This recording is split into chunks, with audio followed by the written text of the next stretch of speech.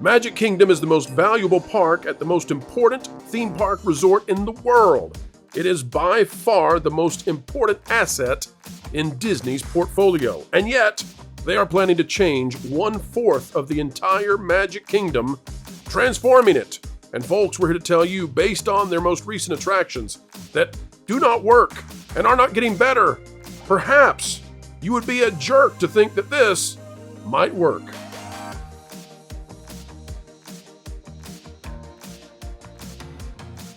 Hello folks, welcome back to the Pro Channel, where we are changing hearts and minds with a daily dose of truth you simply do not find many other places. The power of many. Folks, we're happy to have you as we get started today talking about what is underway with Frontierland at Magic Kingdom. This has a tremendous impact on the Walt Disney Company stock, and if it does not go well, they are going to be stomped.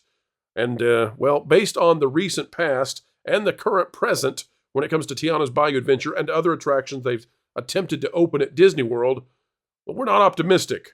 In fact, we think this is a terrible idea that would not even be achievable for the greatest legendary Imagineers of the past. We're to tell you they don't have any of those folks working for them anymore, not in the least. Let's bring on the panel and discuss the disgusting way that Disney is destroying their most important theme park in the world, the Magic Kingdom. Well, you know, folks, the news never stops, and neither do we, so we will keep at it. Let me just tell you, things are not going well for Disney when it comes to Tiana's Bayou Adventure. Let me pull this up for everybody to see, and let's see. Tiana's Bayou Adventure not going well. Let's read it. This is out of WDW Magic. Go ahead, Marvin. I feel like at this point, the bigger news is when it's not down. Well, I got to ask, does anybody here know if it even came up at all on the 25th? Yes, it came up at 3 p.m., and it was not operating this morning. Okay. Tiana's Bayou Adventure extended downtime continues. Disney's new ride faces longest opening delay yet. This out of WDWMagic.com, the old stomping grounds, until gentrification took it over. Tiana's Bayou Adventure, Walt Disney World's newest attraction, continues to face extended downtimes, with the ride recording its longest delayed opening to date. On Monday, August 26th, the attraction at Magic Kingdom did not call its first virtual queue boarding group until 3:20 p.m., marking the most prolonged delay since the ride's debut in late June 2024. As of 10:30 a.m. today, that is today, folks, we're covering the news as it happens, the ride had not yet opened for guests, and no boarding groups had been called, suggesting ongoing operational challenges. Since its preview phase and throughout the first 2 months of regular operations, Tiana's Bayou Adventure has experienced frequent closures and delayed openings, and this has become a very frequent sight. Frontierland cast members being asked to stand in a line and block the pathway beyond to Tiana's Bayou Adventure. While Disney typically does not disclose specific reasons when an attraction experiences technical difficulties, it is widely speculated that Tiana's Bayou Adventure is encountering issues with new sensors designed to monitor the positions of logs as they navigate the ride path. Now, we've also heard that the animatronics have very serious problems. These are part of advanced safety measures and control systems to trigger audio animatronic scenes. I would suggest that if it was just the sensors by now, Disney is negligent to not close the ride and readjust the sensors. So I'm not buying the sensors anymore. I think it's far more than that. The ongoing technical problems are likely a factor in Disney's decision to continue utilizing a virtual queue system for Tiana's Bayou Adventure, even after more than 2 months of operation, which, by the way, we told you this was going to happen. We told you. Initially, Disney indicated that a standby queue would not be available during the ride's opening days, but expected to transition to one shortly after that. However, with the ongoing issues, it appears the standby queue may not be implemented until these challenges are fully resolved. Poor Tiana's. All right, guys. Given that they cannot make a ride reskinned and have it function, do we really want them to drain the rivers of America, destroy it, and plop down a giant, complicated Cars ride that has no backstage access? Is this a good idea? Do we really think that's the way we want this to go? Or should we say now that perhaps Walt Disney Imagineering is in a state of chaos? Culture, what say you? Well, I mean, my response is the same one I had a month ago when we were talking about this. The Imagineering is not what it used to be. You have a bunch of people that are there not for the merit or their experience. They just are there. This should have been a relatively straightforward, equal replacement of whatever they chose to do. This was an endeavor that, had they realized what they were doing, vast changes in infrastructure, power, demand, amongst other things, they perhaps would have gone a different direction and maybe utilized the systems that were there to begin with. That way, the adjustment period of time would have been much shorter, and you could rely on a looping performance without anything that would be triggered on demand, which is, again, one of the reasons why they have the problems they have. They also have they have so many problems that, again, older Imagineers would have caught, you would have seen, you would have conversed about and said, well, we don't have the systems established within that building to power this ride. We don't have the pumps in the right places. They would need to be replaced. We would need to add pumps in order to maintain the speed of operation of this attraction to its peak efficiency. That none of the things, they had nobody that could foresee these things. They brought in the man who helped make this thing happen in the first place and then ignored him entirely. So I would say that they've created a problem that I don't know that they can actually solve anytime in the near future. And if what we're hearing about Disneyland is true, yeah. Well, we're going to get to Disneyland in just a moment, but Tony Baxter, of course, the original designer of Splash Mountain, he exited the project and basically told them, "This is a bad idea, guys. You know what else is a bad idea?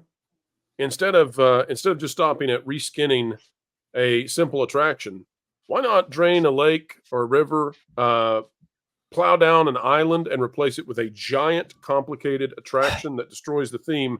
Look at this layout that someone has actually looked at the concept art to try to figure out how this goes. Look at the complexity of this Cars attraction, and you tell me this is going to work out well for Disney World. We're gonna have a giant land that might as well no longer be called Frontierland, but be called Doesn't Work Land. That's what it needs to be, defunct land." Well, actually, there is. That's actually a site. But yes. But thank you for your sponsorship. We wish you would pay us. Yeah, exactly. But look, I mean, this you could do not there.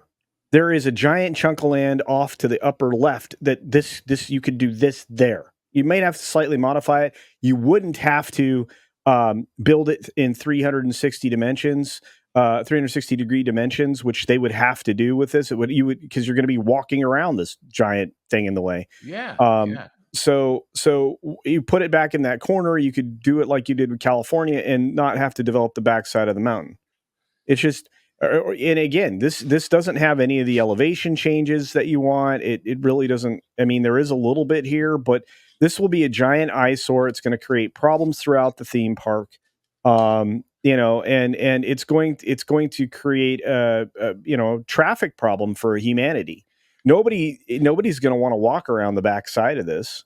I mean, it has no backstage access, and if it has major operational issues, it's a terrible idea. You want to see how bad things have gotten? Go back to that shot of all the people standing in line holding guests out of the ride. Oh, there you go. Wait, before we do, Lou, I just want to clarify, folks. We try not to put mistruths here on the channel. That water there, you should not expect that on every ride. Anyway, sorry. That's true. Look, no knock on anybody, and I'm certainly not one to crow about my figure. But when you consider the average dimensions of the people who work there, and you design these costumes to look like that, then the question that you have to ask is, does this ride closure make my butt look fat? Those are the worst. And if you can't get that right, what's going to happen? They don't look Wild West-esque, do they, Lou? They look like you would not think these are cowboys and cowgirls. Newsies after shopping at the cat store for meat and snacks. That's right. Khaki newsies. Right. That's and the other thing, right at the beginning, go up to the very front of this article. I just see these things, I can't help it. Go the first words in the first paragraph, I think it was. Down we go. I have a dear, dear friend. In fact, with all due respect to all of you who I consider my best friends, he is my best friend in the world. And he is a very, very conscientious Christian guy who never lets a bad word go out of his mouth, even if it's not a bad word to the rest of the world. Jonas, he makes you a drunken sailor by comparison. All right. Valiant Renegade is a swell fella. No. What does he call problems in his life? I'll say, how are things going? He'll say, somewhere in here, maybe it's in the next paragraph. He'll say, well, I'm facing some challenges. It said something about challenges. And Operational challenges, perhaps? There you go. They're challenges, you see. They're not disasters. They're not problems. They're not screw-ups with a capital F. No, Maybe they're that'll be the next thing, challenges. Lou. Maybe the next earnings report, they'll tell us that parks are going to experience momentary demand challenges. That's it. Yeah. I mean, the way that it's like it's the emperor's new clothes. Nobody wants to say it out loud. They're screwed. And what you mentioned earlier, Culture, they've announced an opening date for Disneyland. And you got to ask my first question. And I guess was I talking to Jonas? Was it you and Vash together? And the first question I had was, does that mean they think they fixed it? Or does that mean they're going to open it in time for Christmas come hell or high water? Or in this case, no water? I think you're right, by the way. I think that they probably, that's dream casting at this point more than it's actually saying when it's going to be. But open. it gets a press release and it gets a hey, look at us, aren't we swell? That's the thing that gets. You can't make it gets early. As much attention as a popcorn bucket. Exactly. So the good thing about a river in Frontierland is it's really hard for a river to have downtime.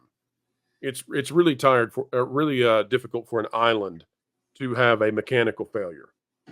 This Cars attraction, based on the pattern of Disney Imagineering as of late, I think people should hate the idea. And by the way, Tiana's Bayou Adventure coming to Disneyland, well, that's going to be one more big fiasco because we're hearing they're having the exact same problems there that they are at the Disney World version. So And you know what I want to know? When they closed the river at Disneyland in order to shorten the island and build Galaxy's Edge, they put up a big photo mural of the river across the two parts of the river where they built the dam to shut it down. Will they bring those here so you can look at what you used to have? Will they put up a big coming soon photo picture of how it used to be? I mean, they will despise any imagery of the former river and Tom Sawyer Island because it will remind people of what they had versus this Blizzard Beach knockoff they're going to get. Wow, Marvin, that is exactly right. Blizzard Beach knockoff. I couldn't have said it better myself. Marvin, I don't all want this to talk of where to cut you put from things me. should have put it in Blizzard Beach. That would be a good idea. Marvin, your thoughts on it before we move on?